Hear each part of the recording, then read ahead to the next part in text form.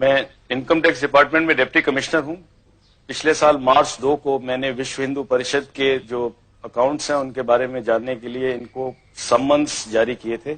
अशोक सिंघल समेत जो लोग इनका हिसाब देखते हैं उनको भी दिए गए थे। 24 घंटे के अंदर विश्व हिंदू परिषद का एक बहुत बड़ा डेमोन्स्ट्रेशन 28 लोधी एस्टेट पे प्रधानमंत्री के बाहर हुआ। उसी दिन मेरा मद्रास तबादला कर दिया गया और तब जो सरकार थी उन्होंने उस पूरी इंक्वायरी को दबा दिया। फिर मुझे सस्पेंड कर दिया गया। विश्व हिंदू परिषद के बारे में दो तीन चीजें मुख्य मुद्दे मैं देख रहा था। एक तो ये कि क्या इनके पास बाहर से पैसा आया है कि नहीं आया है। विश्व हिंदू परिषद ने रिजर्व बैंक ऑफ इंडिया को अप्लाई किया था कि हमें बाहर से पैसा लाने दिया जाए, क्योंकि बाहर से उनकी बहुत सारी ब्रांचेज उनके मंदिर के लिए पैसा भेजना चाहते हैं। रिजर्व बैंक ऑफ इंडिया ने इनको ये परमिशन नहीं दी, क्योंकि ऐसे ऑर्गेनाइजेशंस जो देश के अंदर या तो तोड़फोड़ की कार्रवाई कर रहे हो या राजनीतिक कार्यों में लगे, उनको ऐसी परमिशन नहीं दी जाती और विश्व हिंदू परिषद को ऐसी कोई परमिशन नहीं दी गई थी।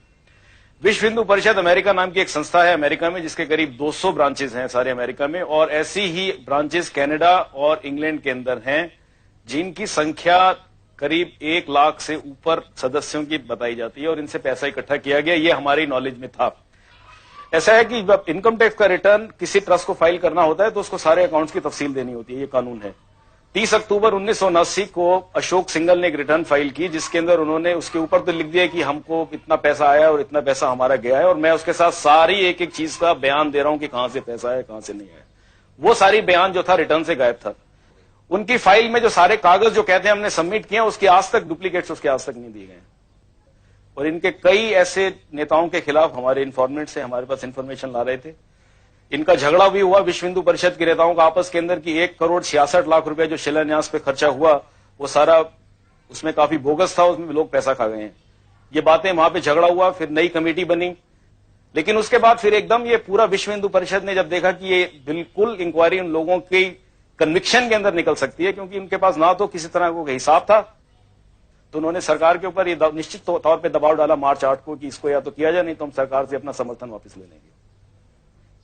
तो ये बार बार ये बोलते हैं विश्व हिंदू परिषद के नेता कि हम कुछ नहीं छुपा रहे हैं। हम तो कहते हैं कि नहीं छुपाने का तो प्रॉब्लम क्या है, कोई और ऑफिसर्स भी बैठे हैं वहां पे, अपना सब दे दीजिए आप अपना हिसाब।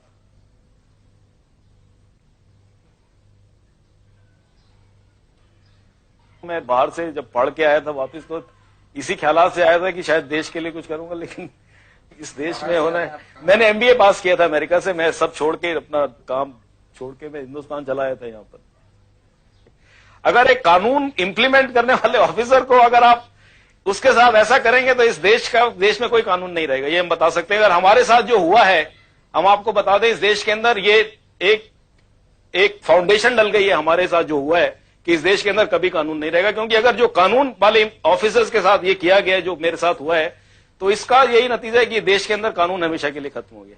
मैं तो ये समझता हूं, मेरे को तो कोई उम्मीद नहीं है कि ऐसे कुछ इस देश का कोई होगा भविष्य। मैं चाहता हूं भविष्य हो, लेकिन मैं इस बारे में मेरे को तो नहीं लगता कि अब कुछ भविष्य रहा है इस देश के अंदर।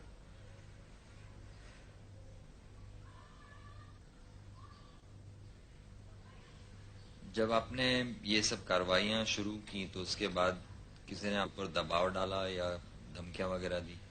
हाँ, मेरे को 2 बार 2 लोगों ने धमकियां दी। मैं उनके नाम नहीं देना चाहता। 2 धमकियां दी। उन्होंने कहा कि अगर आपने आगे जबान खोली तो हम आपको जान मार देंगे, आपको जान से। सब जगह पैसे वाला गरीब को जलालत जो है सब जगह घुस गई है। और धर्म का उसका नाम देना ये तो बहुत गलत बात है। धर्म तो बिल्कुल ही नहीं है कम से कम।